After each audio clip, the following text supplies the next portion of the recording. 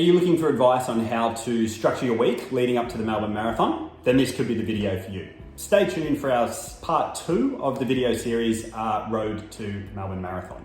What we're going to do is be looking at the typical, Australian-based marathon training week, but it is a little bit tricky to give specific advice without having a complete understanding of the athlete's history, so their training history, any injuries that they might have had in the past or currently in training, and then also without an understanding of their goal time. So what we're going to try and do is talk quite globally. Then I'm going to use some of the specific language that I'll use in the clinic with a lot of the runners that I do see coming through. So let's have a look at the week to start.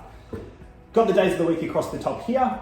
And then the typical, as I said, Australian-based marathon running week, where it might look like an interval or speed session on a Tuesday, track Tuesday, a tempo-based session on a Thursday, and then the long run on the weekend, which is commonly done on a Sunday. Now, the piece of advice that I give my patients or athletes that do come through the clinic is we need to start with the long run and work our way back from there. The long run is the single most important run in your week when you are training for a marathon. And the reason for that is that the marathon is an endurance event. So we need to be training at a lower heart rate for an extended period of time to be working on our aerobic fitness, essentially our endurance base. What that will also, train our musculoskeletal system to do is to get used to working time under tension.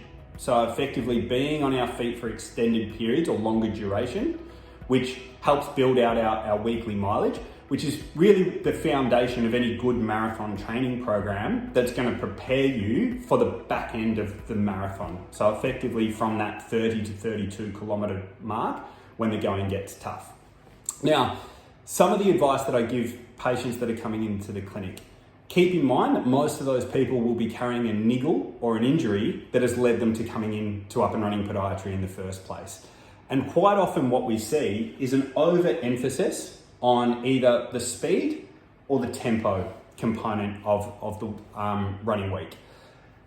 I guess these ones are a little bit easier to get carried away with. And sometimes we need to basically try to keep our ego in check and not get a little too close to the fire in training, making sure that we've always got that extra gear that we could dip into, if it was race day. The way I try and articulate it to patients is if you're somebody who's running 5 times a week, for example, over 4 weeks in a month, that gives you 20 sessions. If you go a little bit too hard on a speed session that either creates a niggle or you start to experience symptoms of overtraining, it might then go on to affect your ability for the next 2 training sessions. If we lose 2 of those training sessions, then all of a sudden 10% of our total training in a month is impacted by pushing a little bit too hard on one particular workout. So it's always best to try and leave a little bit in reserve for these 2 workouts. Now, to break down your interval or speed workout, the Melbourne Marathon has done a great job, Nike, releasing via their website to give you a bit of an idea as to what speed sessions might look like. What we're trying to do with speed sessions is work at a pace that's faster than race pace, and that's really about your biomechanics and motor unit recruitment. Essentially, we're trying to improve our running economy or our running gait by working at a speed that's faster than race pace, which is also going to allow us to tap into a little bit of that higher end anaerobic type fitness. So refer to that on the Nike website if you need some more guidance there. A tempo workout is not too dissimilar to an interval or speed, but what we're doing is we're slowing that pace down and building out the length of the repetitions or the duration that we're working at speed. So that might look like 5 minutes, 8 minutes, 10 minutes, or it might even look something like a progressive run where you're doing 5 minutes easy, 5 minutes moderate, and then 5 minutes at a harder intensity.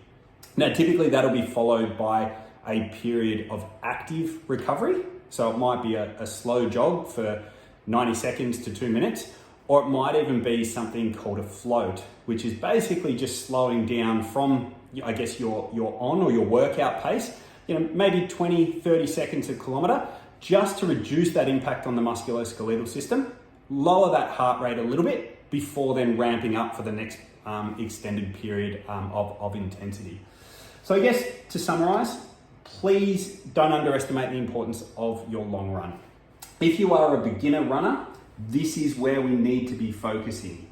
If you can then have capacity to build in an interval or speed workout into your week, fantastic. They're really the two main sessions you need to be focusing on. Now, if you're a little bit more intermediate to advanced, that is when we can start to introduce the tempo component. Now, what about all of these breaks in between? Well, perfect opportunity for easy paced or absorption running. The only training that we are benefiting from is the training that we are recovering from. So by running really, really easy, and we're talking conversational pace here on Wednesday and Saturday, for example, to give you those 5 runs in a week, that will allow you to recover from those more intense sessions where you're working a little bit on that higher end fitness. There's also the opportunity for cross-training. So things like jumping on the exercise bike or the elliptical in the gym. Great thing about cross-training is that we can still replicate either some higher heart rate interval training or some longer endurance-based stuff without the impact on our body. So if you're starting out or you have a long history of injury, please make sure you're incorporating some cross-training into your training.